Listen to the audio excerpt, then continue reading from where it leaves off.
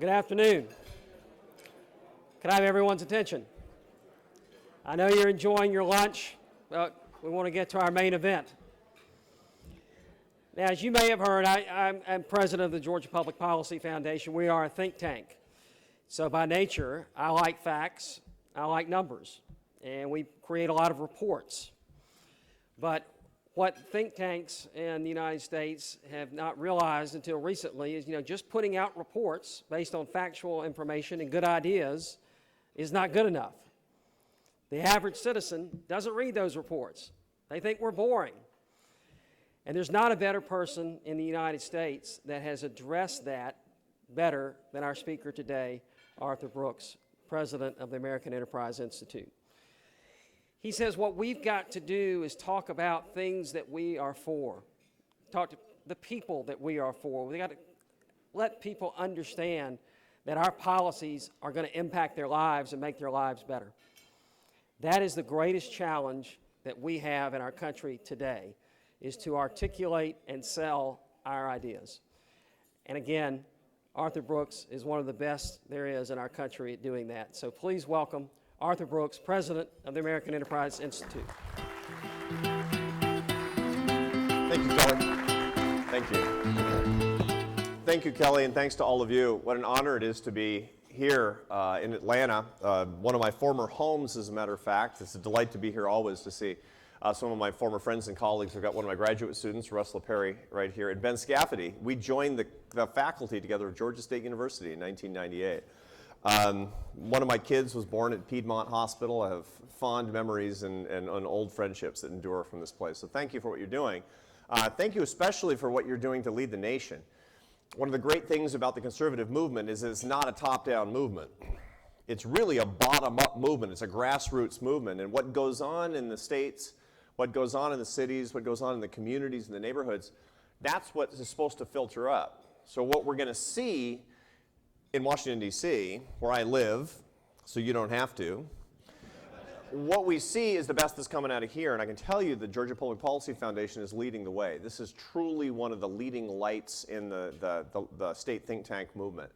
Excellent ideas. It's well run. For those of you who are donors, I congratulate you on your wisdom, and I encourage you to do it and do it more. This is going to help America see the way for us to go. Congratulations to Kelly on a really a fantastic experiment. I lived here for a while. As I told you, one of my kids was born here. I live in Maryland now, actually outside Washington, D.C., and I have 3 teenagers. God bless me. And a year and a half ago, my wife and I were at a parent-teacher conference that was going very poorly. You have a kid like this too. It's a great kid. Always a grades problem for no apparent reason. So the parent-teacher conferences are tense, and what are we going to do? And we got in the car, and it was very sort of this icy silence, me and my wife. And finally, about 10 minutes into the drive home, she says, here's how we need to think about it. At least we know he's not cheating.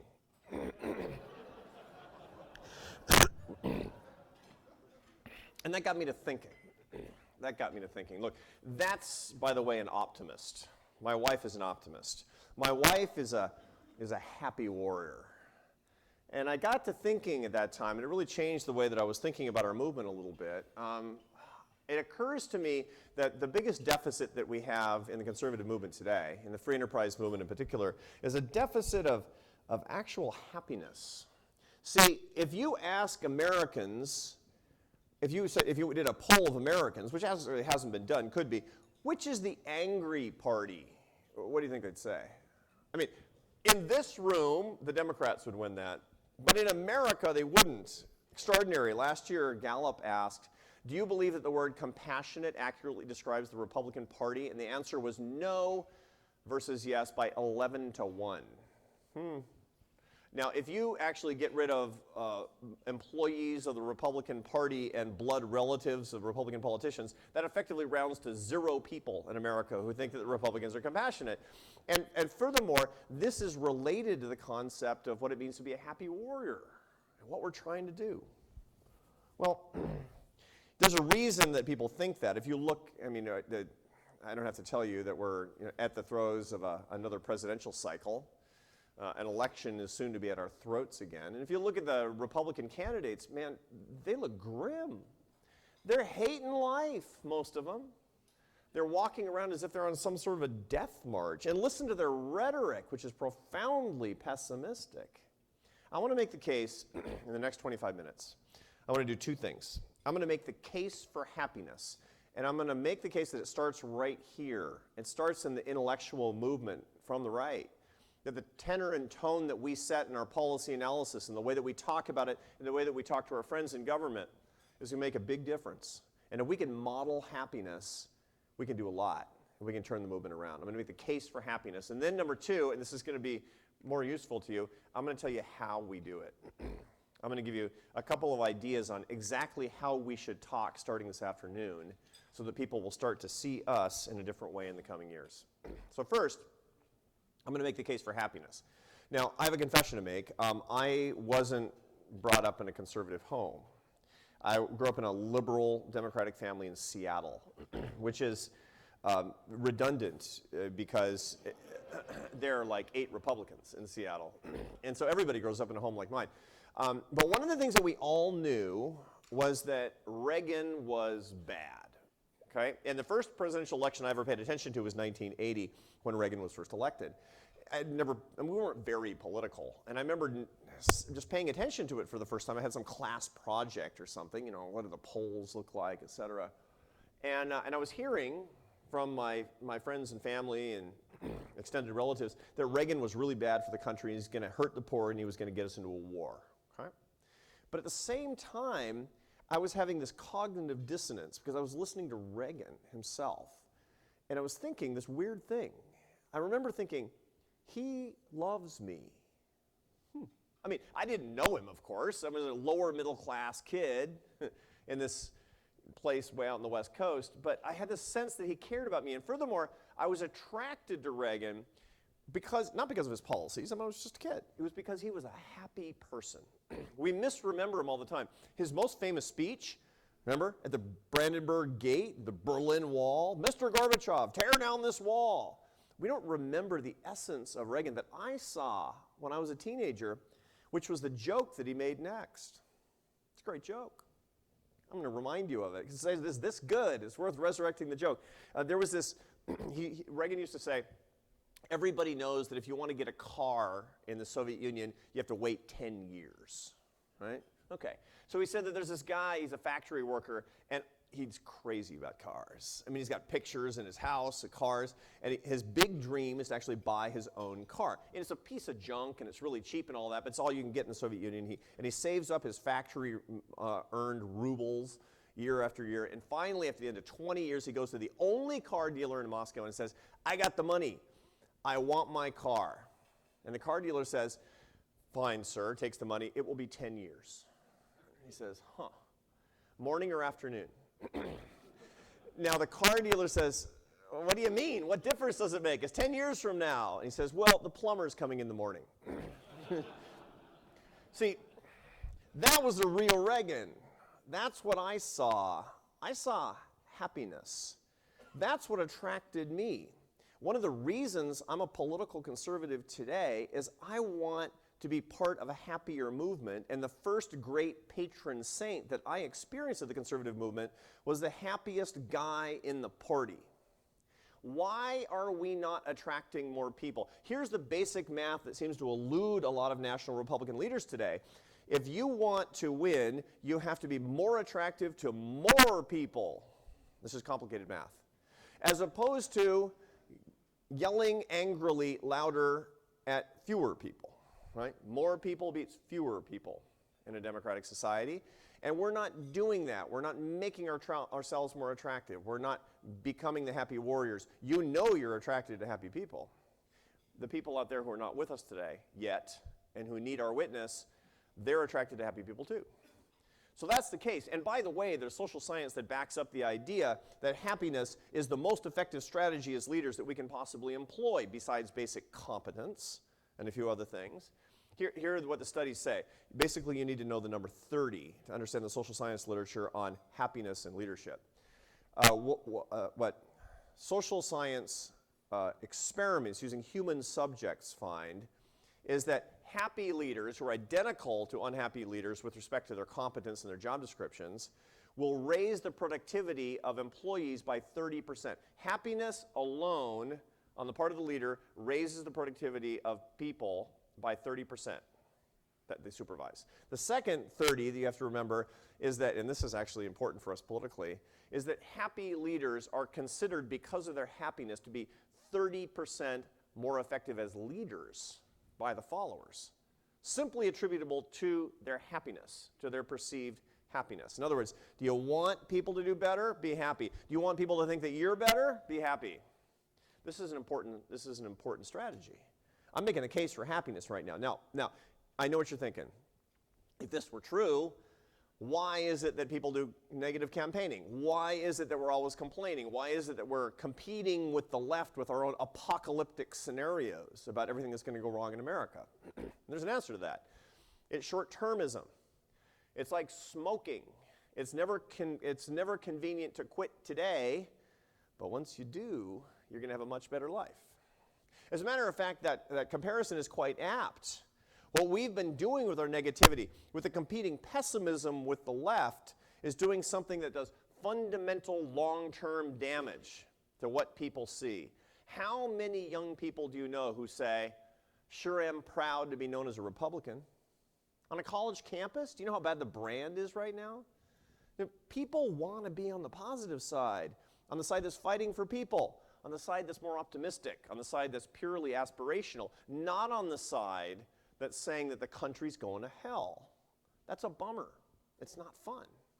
So, how do we break out of that short-termism? It's time for us to quit smoking as conservatives. How do we do it?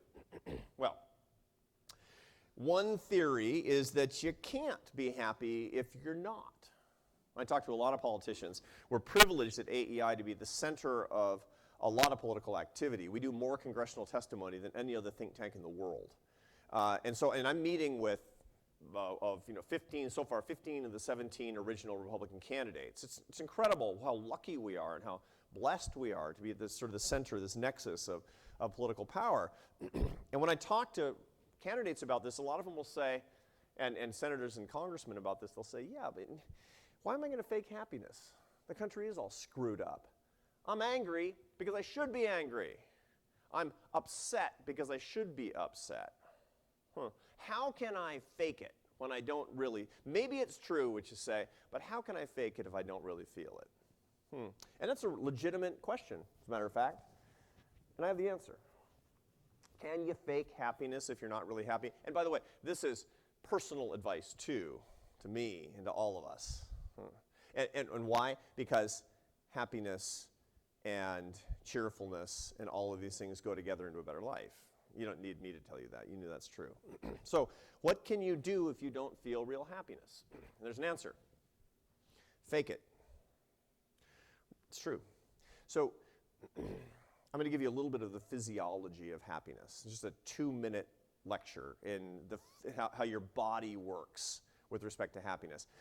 Happiness is processed in the medial prefrontal cortex of the brain on the right side. Okay, so when you're happy, when you're feeling happy, when something's going right, when your spouse says "I love you," the right side of your prefrontal cortex illuminates. Here's the interesting thing: happiness and unhappiness are processed in different hemispheres of the brain.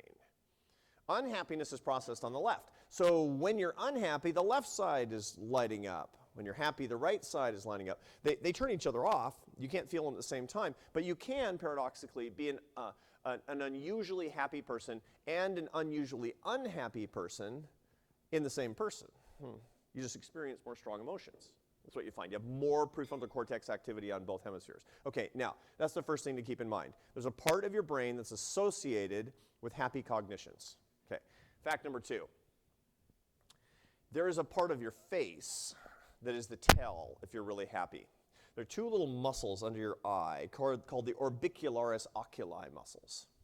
Now, these were discovered by a physiologist, a French physiologist in the late 19th century by the name of Duchenne. And what was his whole job? I mean, academia is so great because you can specialize in the most narrow, crazy things and get tenure. And you know, Duchenne's deal was cataloging the human smile. That was his whole deal. And he figured out, and it turns out that the research has stood up to this day, that there are 19 types of smiles, and only one of them is associated with true human happiness. It's named the Duchenne smile after this physiologist because that's the one, that's the golden smile. Now, what does it have to do? How do you know which one it is? Well, to begin with, the other 18 smiles, they're all about the mouth, okay? So I can smile right now and not look happy, right? That's an unhappy smile. That's a fake smile. That's the flight attendant smile, right? The happy smile involves the orbicularis oculi muscles right below your eyes. It's almost impossible. It's not impossible, but it's difficult for you to manipulate these muscles. If you want to know if somebody's really happy to see you, don't look at the mouth. Look at the eyes. By the way, how do you know? Crow's feet. The crow's feet that form in the corner of your eyes is when the orbicularis oculi muscles are employed. Okay, why do I bring that up? Because one of the things that we know is when you make crow's feet, your medial prefrontal cortex on the right illuminates. They happen together. These little muscles, this part of the brain, always happening together. High correlation. Okay, so 1993, a bunch of researchers asked the question, how does the causality work? Okay? Is it just that you have a happy cognition, all this thing happens in the same way? Or what would happen if I manipulated these little muscles? Would it stimulate the brain? And would it make you artificially feel happy? Turns out the answer is yes. If you fake it, if you force yourself to do it, and by the way, this works. If you're feeling really bummed out tomorrow morning, get up, go into the mirror in the bathroom, and smile like a lunatic for 2 minutes. And you're going to feel happier for an hour. It actually works. You'll see. And it works for physiological reasons because you're fooling your brain. Your brain's going, oh, I guess I'm happy for some reason. I don't know why I'm happy, but I'm just feeling happy. Right? And it's because these little muscles in the corner of your eyes have been working. Okay, now why do I bring all this up? It's not just because I like talking about these muscles. It's because the fact is, if you want to be happier, and if you're a leader, you want to look happier for all kinds of reasons, act happy. Do what happy people do. And if you do, you'll act happier, you'll feel happier, and you'll win. Okay. So question, besides smiling like an unbalanced person, what do happy people do? What do happy leaders do? And the answer is two things. Number one, what all happy leaders do is that they live to serve. They serve others. Happy people can't help themselves. They always serve other people. Unhappy people have a really hard time not thinking about themselves. People often will say that clinical depression is the most selfish of clinical states. It makes you think about yourself all the time. That's one of the reasons it's so self-reinforcing, clinical depression, because it's boring to think about yourself all the time. It's depressing to think about yourself. Depression, you think about yourself, you get more depressed, and so on. Other focusedness is the basic set of emotions of happy people. Now, there's a huge literature on this, by the way, that connects service to other people with human happiness. A great study, evocative study, from the Duke School of Public Health in the late 1990s, where these researchers were bringing in senior citizens into the laboratory, and they were doing testing procedures with treatment and control, and they would take the seniors, half of the senior citizens, and they would ask them to, get ready for this, give massages to babies, right? Weird. I mean, like I said, you can get tenure for anything. and so they're giving, these senior citizens are, rubbing babies. Now, why? Because they wanted to look at stress hormones, not of the babies, of the senior citizens. And they tested the stress hormones of the senior citizens who were doing the baby massages and those that weren't, and they found that the baby massaging old people had stress hormones that are half the level of those that weren't. Just doing a nice thing to somebody who will appreciate it but can't say thank you, which is critical, by the way, not being rewarded in any way. Just doing that, and I'm going to come back to that, by the way, doing things for people who don't like you and don't know you and don't even know you're doing it. Critically important. Just doing that lowers stress hormones. It also changes the view of somebody who is a servant. It also leads to opiates that are naturally released in the brain. If you want to help other people, if you help other people, you will get happier. That's how it works. Happy people help, helpers get happy. Act like a happy leader and dedicate yourself to serving those who don't know that you're a good person, those who can't thank you, those who can't reward you. Now, this is, I think, important because let's think about what we all understand about true leadership. True leadership is about fighting for people, not those who support you, but those who need you. That's what real leadership is about, isn't it? And that is the essence of service, and service is the essence of happiness. That's practice number one. Are you a servant? The answer to that question will dictate a whole lot about what I can tell about your happiness. Principle number two, express gratitude. There is a huge cognitive premium on saying thank you and actually meaning it. How often do we look around ourselves and count our blessings? I mean, we're supposed to do it, and Mom taught us that, but how often do we actually do it?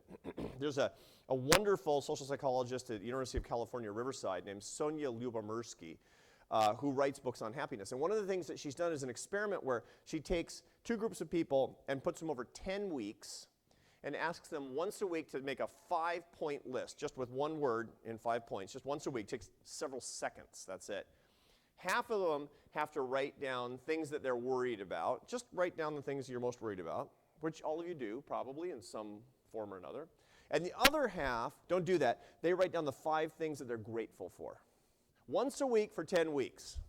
She brings them back. And what do you find? That the grateful group, and they've been randomly assigned, by the way, so they're going to get causality established here. The grateful group is happier and healthier than the people who are simply writing down 5 bullets of worry once a week for 10 seconds. Just writing it down. Causally makes you into a happier person.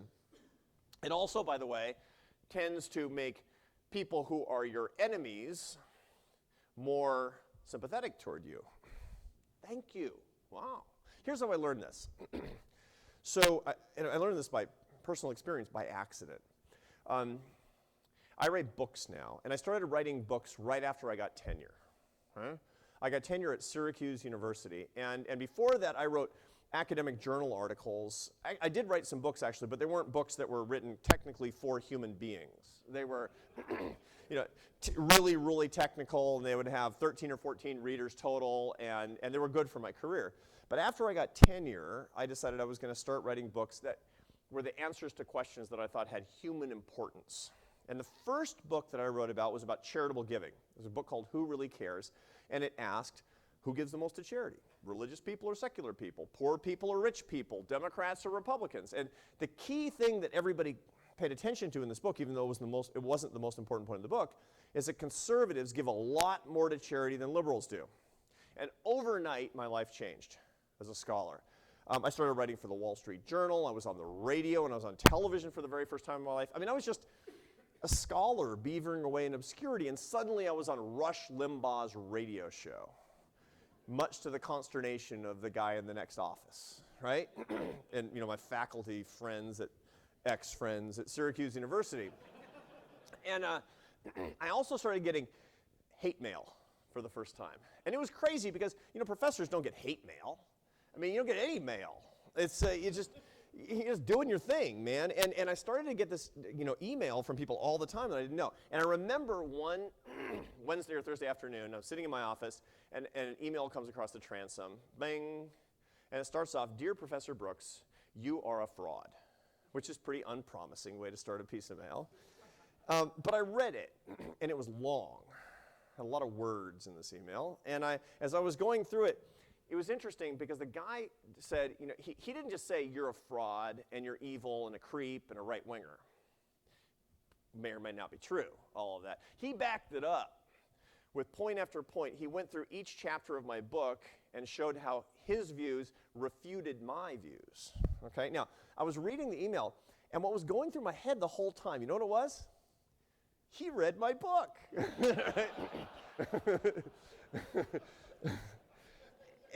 I couldn't suppress the true emotion that I had, which was gratitude. Because, nobody reads your book when you're a college professor. It's really unusual. And so I wrote back to him, and I thought, I'm just going to tell him. I'm just going to tell him what I really think. I mean, I know it's ridiculous, and it's going to probably end up on the internet or something, but I wrote him back, and I said, thank you. I mean, it's just, you work so hard on these things, and they're your ideas, and you put your whole heart into them, and then somebody writes to you, and they've clearly read every word in the book, and I know you don't agree with me, but thank you for reading it. And it changed it turned on a switch.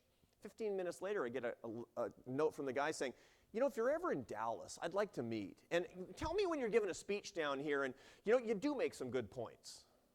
I thought, weird. What did I just find out? Gratitude changed me, and gratitude changed him. This is the secret. This is our power. See, you feel gratitude. I know you do. But you don't always express it. What if you were a gratitude expression machine? What if the right wing were all about talking about gratitude all the time? What if you were going out of your way to express gratitude toward people with whom you don't agree? That could change the whole debate. That could change the whole culture, as a matter of fact, if we just did that. So how do we do it, by the way? Well, you got to make it into a habit. Habits are really important. And there's a lot of literature and research on discipline and repetition, et cetera. But the best example that I've got of how to make it real in each one of our lives, see, you've got these important jobs, and we're blessed with leadership. But we don't always remember or help people understand why we appreciate being endowed with these leadership positions. Sometimes we don't even think about it ourselves. So I want to remind you of a situation. Some of you will remember this because you read about it too. This comes from a book that most of you have read but have probably forgotten. It's the most profound, poorly titled book in history. It's by Dale Carnegie, How to Win Friends and Influence People. It sounds like a transactional thing on how to push people around and get them to do what you want. That's not what it's about at all. It's a beautiful book about ethical living. It's about other focusedness. It's about how to be a good person. Okay, now there's a story that he tells in there about a magician in the 1920s, a guy by the name of Howard Thurston. He was the most famous magician of his age, and he worked on Broadway. See, back then they would have these variety acts on Broadway, and people would come in from the Midwest, and they would spend a few days in New York, and they would go around and they would see all these, these crazy variety shows. And Howard Thurston for 40 years had been performing the same tricks night after night. The card tricks and the rabbit out of the hat and the whole deal. Now, what did he say when the theater filled up and he was in his dressing room every night before he went out? You might think he's going to say, what a bunch of rubes. I'm just fine, time to beat the dead horse. I'm going to go out and pull the rabbit out of the hat again, right? That's not what he said. According to Dale Carnegie, who interviewed him, Howard Thurston, rest in peace, said every night before he went out, I am truly grateful for the people that are sitting in this theater tonight because they make it possible for me to make my living doing something that I love. How often have you said that? See, who makes it possible for you to be sitting here and doing what you do? It's other people, including people you don't agree with.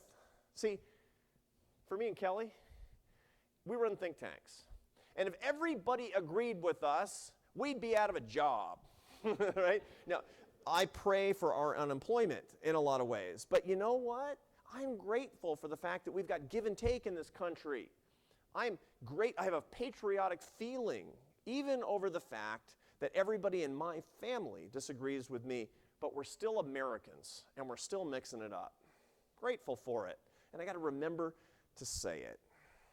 So where are we? Where are we in America? Watch these ghastly debates.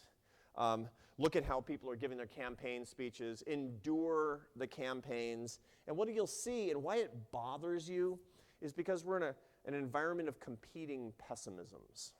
Right? I mean, you see, the greatest disappointment for me politically over the past 10 years is not that President Obama was elected. No.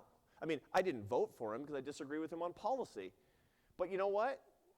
I understand why he won in 2008, because he campaigned on unity and optimism. The problem, and what disappoints me, is that he governed on pessimism and division. And you know what happened because of that?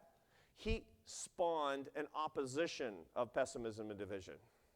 The pessimistic, divisive, conservative politicians and leaders have existed over the past 7 years because of the divisive and pessimistic President of the United States. What do we need to do?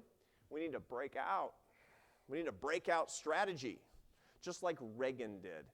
Let's go back to 1980, where I started off my remarks today. It was just like now. You know, it was, if you're a conservative, you better not vote for Jimmy Carter because he's weakening America and he doesn't share our values. And if you're a Democrat like my parents, you would say, you better not vote for Reagan because he's going to throw Granny out in the snow and he's going to get us into a war.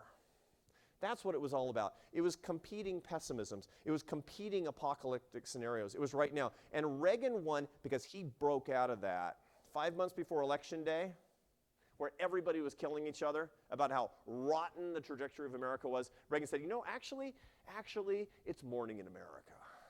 Reagan gave his nomination speech at the Republican National Convention in Detroit 5 months before Election Day. And you know what the number one word was in that speech, which he uttered 89 times? People. He talked about people who won't vote for him, who don't even know who he is. Here's what I suggest, and by the way, I suggested this a week and a half ago. I had lunch with all of the Republican senators. They have a monthly lunch, and I was the speaker for 20 minutes beforehand, and then they went into private session and killed each other. Because that's what Republicans do to each other these days. And I said, how am I going to use this time? And here's what I suggested that they do. Here's what I suggested that they do such that they serve others and they really are grateful. I said, go home to your state and bring back 5 pictures of people that can't vote for you or don't know who you are or will never vote for you. They're kids or they're immigrants or they're left-wing Democrats. And bring those 5 pictures in and put them up in your office. And then, and tomorrow morning, and the next morning when you get into your office before you start your work, say a little prayer for each one of them, for her and him and her. And when the widget manufacturers come and lobby you for something in your office, and they say, oh, who's that? And you say, that's who I'm really fighting for. That's the heart of a happy warrior who can do something like that. That's the heart of a grateful person living in a great country. And that's the heart of a servant. That's who we need to be. Do you want to win? Then break out. If you want to break out, get happy. If you want to get happy, fake it. And the best way for you to act happy no matter how you feel is to be a servant leader and to be grateful for God's blessings on this great country. I know you can do it. And when you do it and we win together, the country moves forward. So for the work that the Georgia Public Policy Foundation is doing, that's helping us at the American Enterprise Institute, and for what you're doing that's going to help my country and me and my kids in the future, God bless you for your work, and thank you.